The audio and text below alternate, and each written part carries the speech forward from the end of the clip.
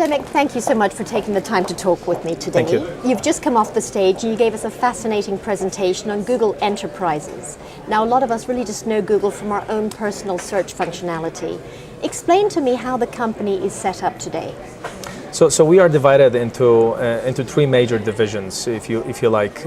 One of them is the one that is known the most, which is dealing with the advertising business of Google. We obviously have a huge team of people that is maintaining and building our infrastructure on which all the services are set up. And we have Google Enterprise, which I represent, which is the part of Google that builds the technology that initially was used by Google internally only, but at a certain point in time, several years ago, we decided to take it out to the market and actually actively position and sell it to the businesses, governments, universities, and such. Give us some statistics. On the stage you mentioned some pretty phenomenal and impressive numbers. Give us an idea of just how big Google is and how many people you impact. So, in terms of the enterprise business, we started in 2007, and since then we have 5 million companies that are our customers right now for many different technologies that we supply. So that represents about over 50 million users in the companies that are using this Google technology. So what I guess the huge advantage really that you have is the data, right? Google has access to individuals, you have access to the data. How can you benefit, let's say, a company doing HR with your capability? What can you do for them? So it's not that much about the data, because the data itself we don't touch, because the data does not belong to us. The data that we have in our systems belongs to the users, whether they are consumer or business. What we have is the experience of 14 years of identifying the patterns in human behavior, in how people are using the service. What are the things that they are especially interested in? And this is what we take, and based on that, we try to develop better services for our customers. This is more related to actual functionalities that are available through our platforms, right? So, for example, analyzing the massive amounts of data in very short amount of time, predicting the patterns which are based on analyzing this data, right?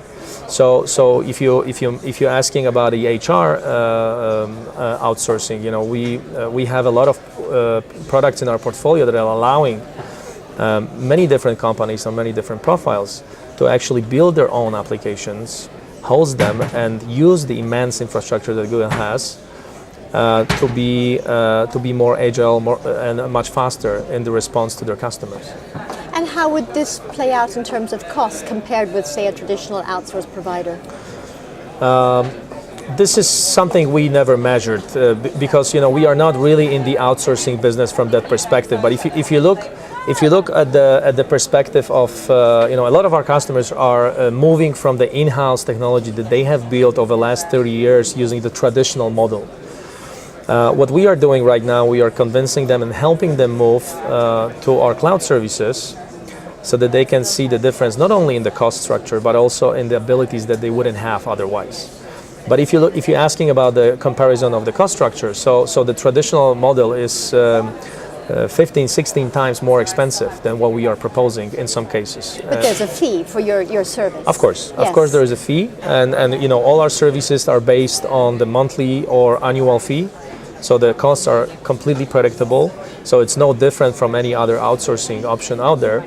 But again, if you compare it to the traditional model, because of the scale of the operation that we have, we can really narrow the costs of the individual user, for example, using the services to very low amounts. Mm-hmm. Let's talk about some of the trends for a moment. So you mentioned in your presentation of working the way you live, right? That's the way that we're all trending at the moment. Correct. Plus the fact that a lot of people are using their personal devices, iPad, smartphone, at work. Help me understand what this really means. How does this impact a working business?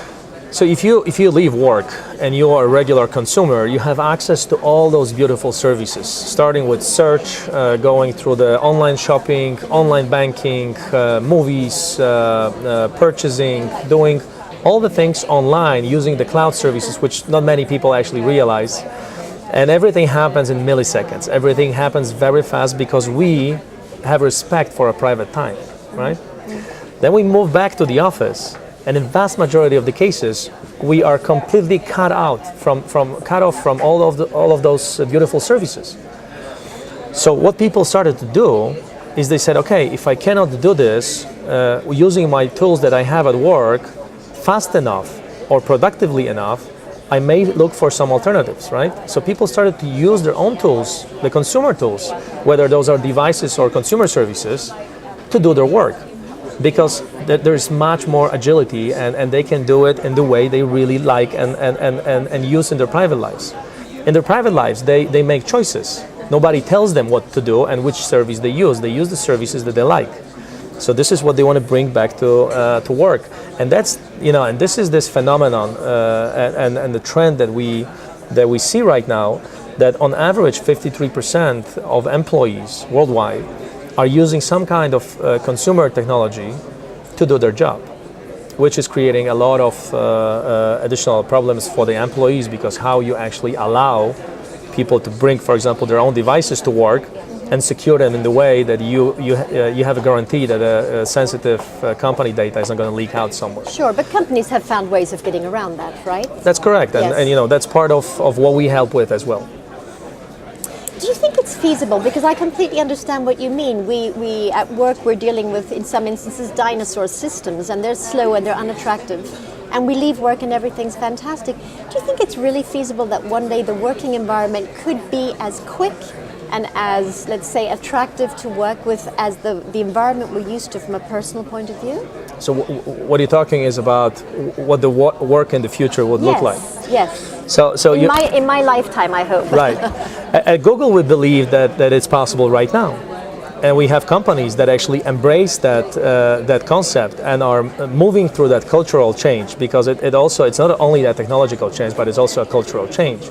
We have customers like, for example, Spanish bank BBVA, where they have 140,000 users using Google Apps for Business, which is exactly what we're talking about. It's an app on their smartphone. On their smartphone, on their PC, on their tablet, whatever they want to use, because we build our products in the way that they are completely hardware independent, right? But what they do is they use the same tools that they use as a consumers, only enhanced by business features, like, for example, 24/7 support, guaranteed availability, and many others which are around the security and so on.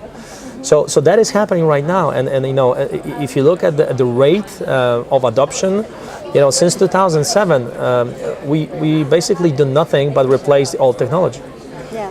This is what we show, and in many cases we have situations where we go to the customers and the customers are telling us, okay. An example of the customer from Poland, Polish National Cargo Railways. They have, when we met, they have replaced their entire infrastructure for their email system 12 months ago. Brand new servers, millions spent. And basically we started the meeting with saying that there's really nothing to talk about.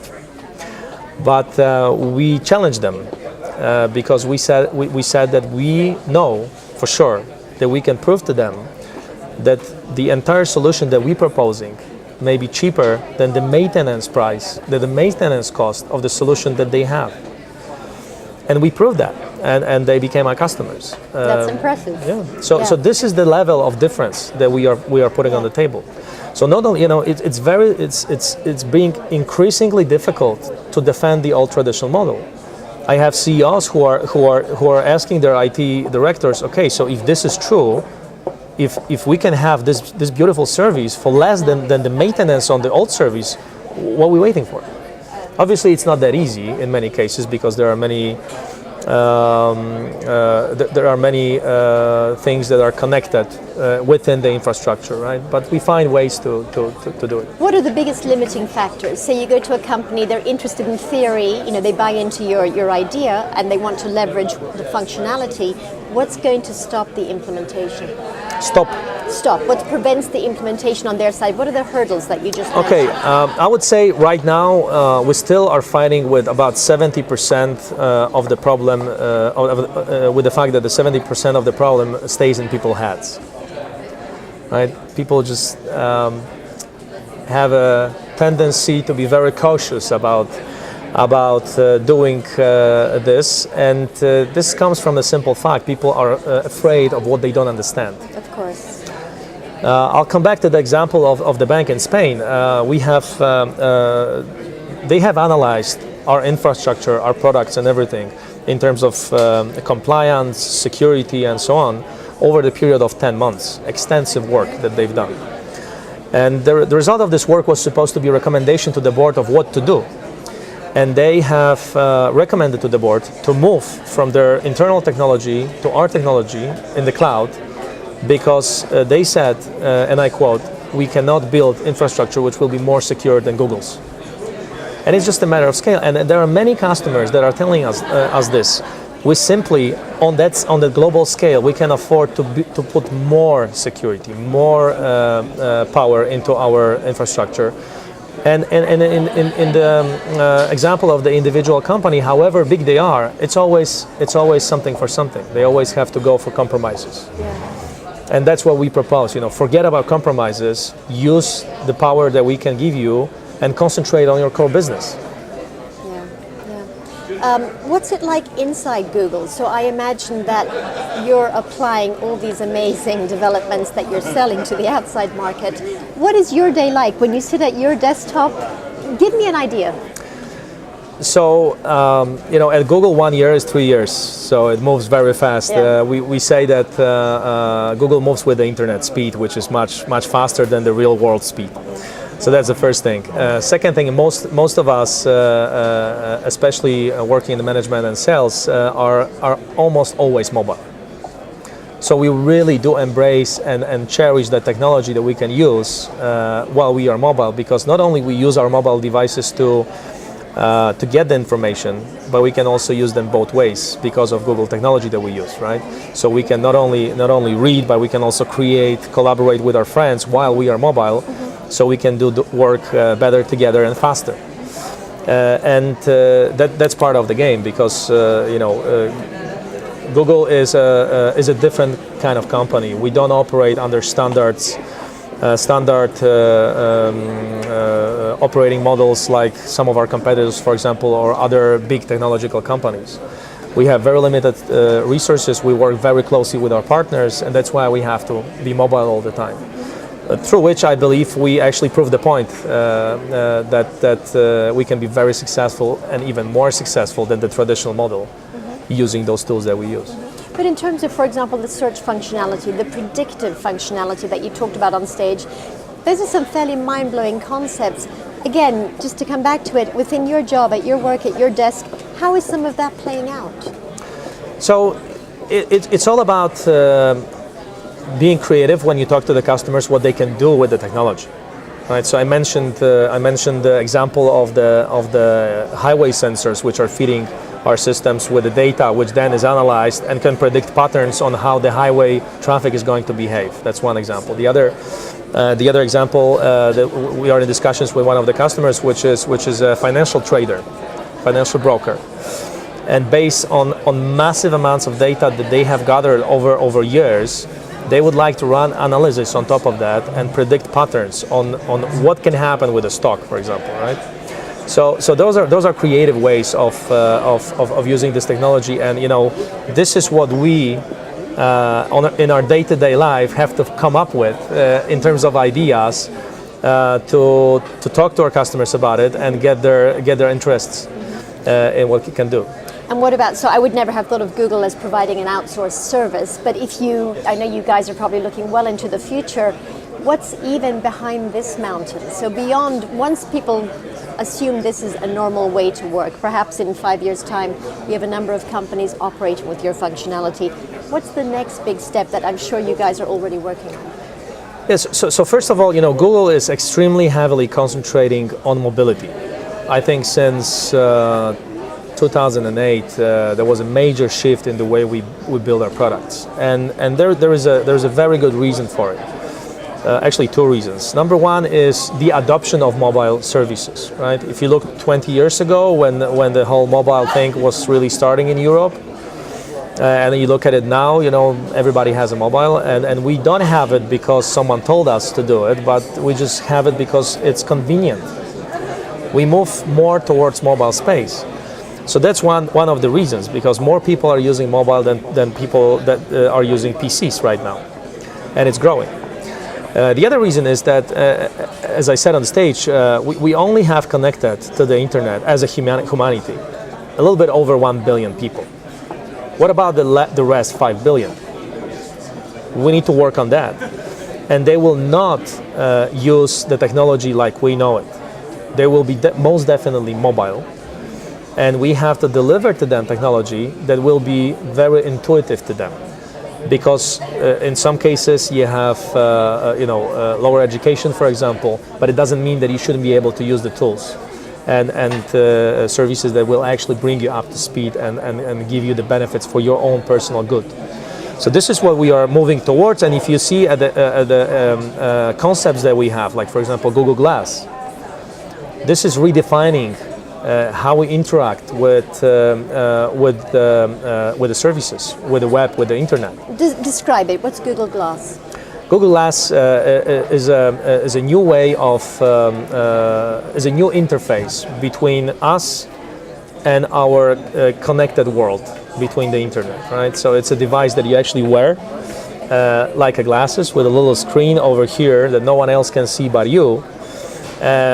Which feeds you with the information that you actually need and allows you to connect using your voice, your eyes, your ears, right? So that's the concept that we are moving towards. If you're asking about what's behind the mountain, we think that